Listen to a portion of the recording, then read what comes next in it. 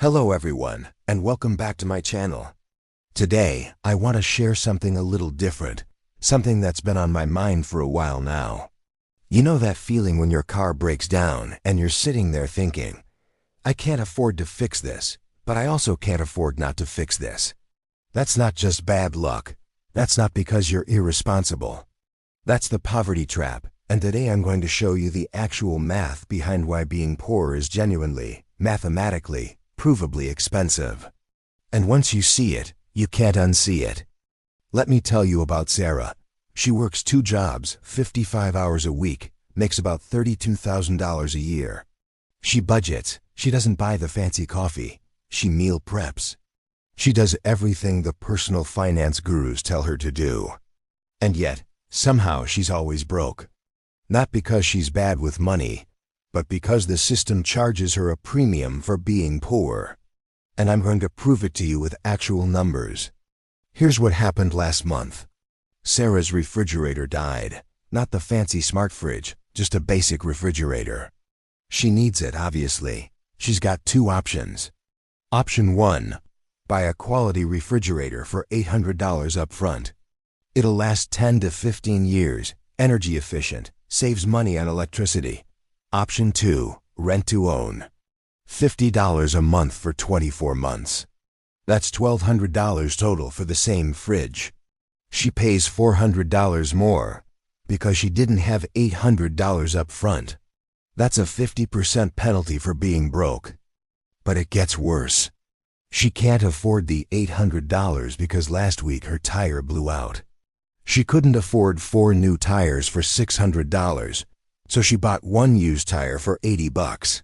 It'll last maybe 6 months instead of 4 years. Over the next few years, she spent way more on temporary fixes than if she could have just bought the good tires once. See the pattern? This isn't a story about Sarah being bad with money. This is a story about a system that charges poor people more for everything, and it has a name. It's called the Boots theory of socioeconomic unfairness, and it was described perfectly by author Terry Pratchett. He wrote, the reason that the rich were so rich was because they managed to spend less money. Take boots, for example. A really good pair of boots cost $50. But an affordable pair of boots, which were sort of okay for a season or 2, and then leaked like hell when the cardboard gave out, cost about $10. But the thing was that good boots lasted for years and years. A man who could afford $50 had a pair of boots that'd still be keeping his feet dry in 10 years' time, while the poor man who could only afford cheap boots would have spent $100 on boots in the same time and would still have wet feet. That's it. That's the whole trap in one paragraph. You pay more because you're poor. And if you've ever felt like you're working harder than people who have more than you, you're not imagining it. The math backs you up. Let me show you how deep this goes. Let's break down the actual numbers across Sarah's life, because this isn't just about boots or fridges. This is about everything. We're going to calculate the poverty premium, the extra amount poor people pay just for being poor. Start with banking. Sarah doesn't have $1,500 to keep in her checking account, so she gets hit with a $12 monthly maintenance fee. That's $144 a year. Meanwhile, someone with money in their account? 0 fees. They might even earn interest. Sarah's paying $144 annually for the privilege of being poor. Then there's overdraft fees. She's careful, but sometimes the math doesn't math. Paycheck comes Friday, but the electric bill auto-withdraws Thursday, 1 day off. $35 overdraft fee. This happens maybe 4 times a year. That's another $140. Total banking penalty so far, $284 a year. Now let's talk about her car. She couldn't afford a reliable used car for $12,000. Instead, she bought a $4,000 car that breaks down constantly. In the last year, she spent $1,800 on repairs. If she'd had the $12,000 for a reliable car, she might have spent $300 on maintenance. That's a $1,500 penalty for not having money up front. Car insurance. She can't afford to pay the 6-month premium upfront for $900, so she pays month to month. That same policy costs her $1,100 when paid monthly. $200 penalty. Let's talk about food. She doesn't have the cash to buy in bulk at Costco. No membership fee because she can't afford the $60 annual cost, and no space to store bulk items in her small apartment anyway. She buys small quantities at the corner store. A roll of toilet paper at Walgreens costs $1.50. A 24-pack at Costco breaks down to about 50 cents per roll. She's paying 3 times more per unit because she can't afford to buy in bulk. Across groceries and household items, this costs her roughly $800 more per year. Laundry. No washer and dryer in her apartment. Laundromat costs her about $12 a week. That's $624 a year. Someone with an upfront investment of $800 for a used washer and dryer pays maybe $150 a year in water and electricity. $474 penalty. Here's a big one. Credit. Her credit score is 580 because she had some late payments during a rough patch 2 years ago. She needs a loan for that car repair. Interest rate 22%. Someone with a 750 credit score, 6%. On a $2,000 loan paid over 2 years, she pays about $960 in total. The person with good credit pays $240 in total. $720 penalty for having been poor in the past. Rent. She can't afford a down payment on a house, so she rents. $1,400 a month. That's $16,800 a year, and she owns nothing at the end. Meanwhile, a mortgage on a similar property might be $1,200 a month, and you're building equity. But she needs at least $20,000 for a down payment, which she doesn't have. Over 10 years, she'll pay $168,000 and own nothing. The homeowner will pay $144,000 and own an asset worth $300,000. This is the biggest penalty of all. Let's add it up. Banking fees, $284. Car repairs penalty, $1,500. Car insurance penalty, $200. Bulk buying penalty, $800. Laundry penalty, $474. Credit penalty, $720. Just these categories alone, that's $3,978 a year. Nearly $4,000 that she pays simply because she didn't have money to begin with. That's 12% of her income, 12% penalty for being poor. And we haven't even counted payday loans, rent-to-own furniture, higher insurance rates in poor neighborhoods, or the time cost of not having a car and taking the bus everywhere. Here's the crushing part. If Sarah could somehow get $4,000 ahead, she could break some of these cycles. Buy the good boots. Pay insurance annually. Buy in bulk. But when you're spending 12% extra just to survive, getting $4,000 ahead is nearly impossible. The system keeps you exactly where you are. So why is the system built this way? Is it a conspiracy? Not exactly. It's worse than a conspiracy. It's just capitalism doing what capitalism does, finding the most profitable customers. And counterintuitively, poor people are incredibly profitable. Let's talk about banks first. You'd think rich people with millions in accounts would be the profitable customers, right? Wrong. Banks make way more money from poor people. That $12 monthly fee Sarah pays, that's pure profit. The bank's cost to maintain her account is maybe $2. They're making $10 profit per month from her. Multiply that by millions of customers, and you've got a business model. Overdraft fees? $35 for a transaction that costs the bank essentially nothing to process. The poor and working class paid $11 billion in overdraft fees last year. $11 billion in pure profit extracted from people who had the least. Then there's the rent-to-own industry. Companies like Rent-A-Center and Aaron's make massive profits. They're not selling furniture. They're selling the illusion of ownership to people who can't afford to buy outright. That $1,200 fridge Sarah's paying $50 a month for. It cost the company $300 wholesale. They're making a 300% profit margin. And if she misses payments, they repossess it and rent it to someone else. They can sell the same fridge 3 or 4 times. This isn't a business. It's a poverty tax collection agency. Payday loans are even worse. The average payday loan is $375, with a fee of $55 for a 2-week loan. That's 400% annual percentage rate. These companies make billions. The payday loan industry is worth $9 billion annually. That's $9 billion extracted from people in emergencies, people who couldn't afford a $400 unexpected expense. Car dealerships have figured this out too.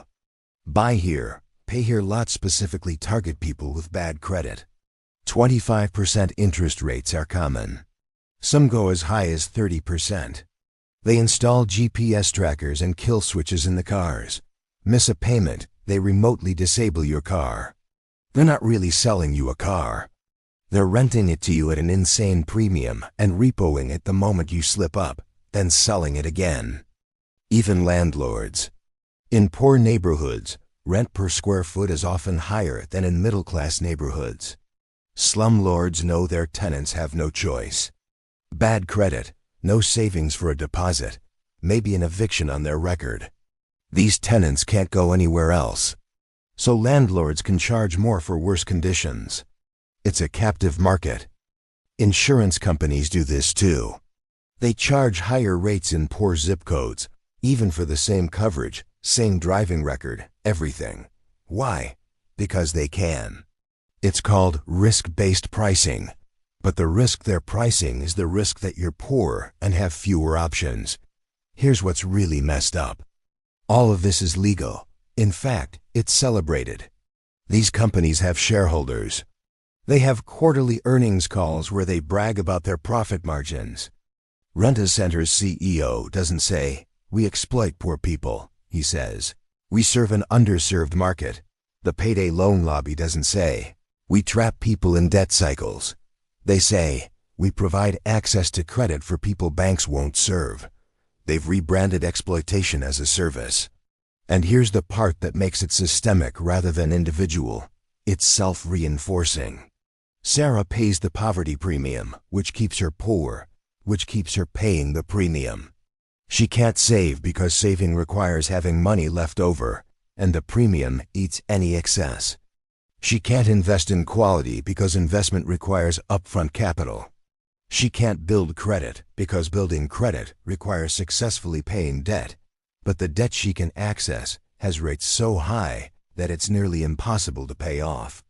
The system isn't designed to keep people poor out of malice. It's designed to maximize profit, and it turns out that poor people, when you charge them enough fees and interest, are extremely profitable. The cruelty isn't the point. The cruelty is just the mechanism. And that's somehow worse. Okay, so that was dark. But you didn't click on this video to get depressed.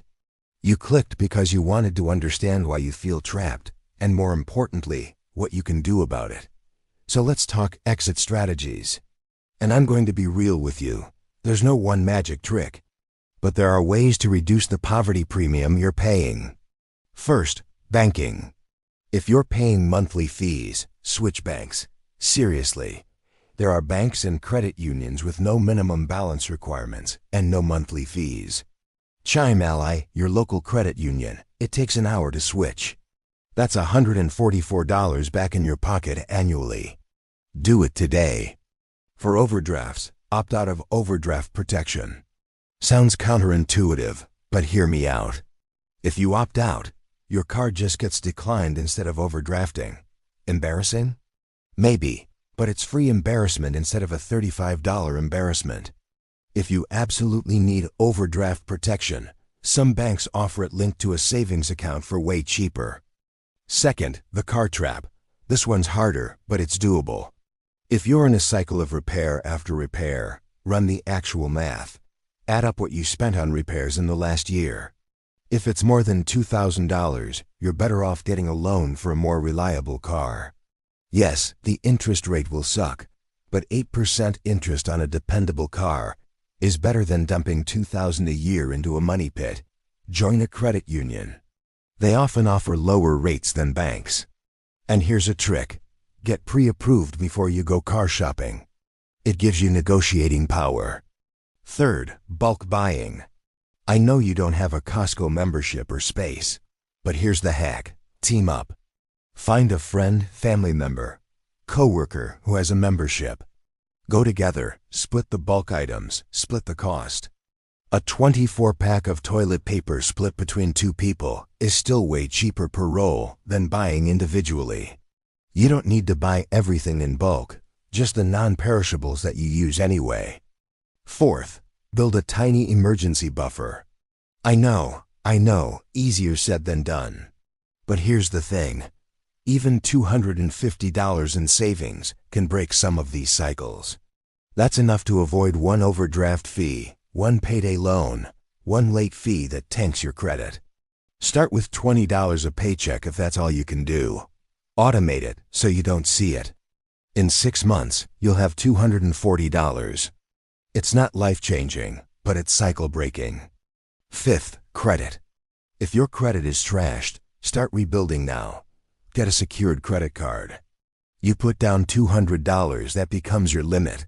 Use it for one thing, like gas. Pay it off every month. In 6 months, your score will start climbing. In a year, you'll qualify for better rates. The difference between a 22% and a 10% interest rate on a $5,000 loan over 3 years is over $2,000. That's real money. Sixth, the big one, income. I saved this for last because it's the hardest and the most important. You cannot budget your way out of poverty if your income is too low. You can't. The math doesn't work. So everything else I've said helps reduce the premium you're paying, but increasing income is the only real exit. That might mean job switching, getting certified in something, learning a skill that pays more, starting a side hustle, whatever. I know you're already exhausted. I know you're already working hard, but the system doesn't care about hard work. It cares about market value. Find a way to increase your market value. Here's the truth I wish wasn't true. Individual action alone won't fix a systemic problem. You can do everything right and still struggle because the game is rigged. But that doesn't mean you're powerless. Reducing the poverty premium by even $2,000 a year gives you breathing room. Breathing room gives you options. Options give you leverage. It's not fair that you have to work twice as hard to get half as far. But understanding the system means you can navigate it smarter. And here's the other thing. Talk about this. Share this video. The poverty premium thrives in silence because when everyone thinks it's their personal failure, nobody demands systemic change. But when we all understand that this is structural, that this is a feature not a bug, we can start demanding better. Demand banks stop charging fees on low balances. Demand payday loan regulations. Demand real wages that keep up with housing costs. Individual action keeps you alive. Collective action changes the game. You're not bad with money. You're not lazy. You're not irresponsible. You're paying a premium for being poor, and now you know exactly how much and why. The Boots theory isn't just some clever observation. It's the mathematical reality of poverty. And the first step to escaping any trap is understanding exactly how it works. So here's what I want you to do. Pick one thing from this video, just one. Switch your bank. Opt out of overdraft. Start saving $20 a paycheck. Whatever feels doable. Do that one thing. Then come back and tell me in the comments which cycle you broke.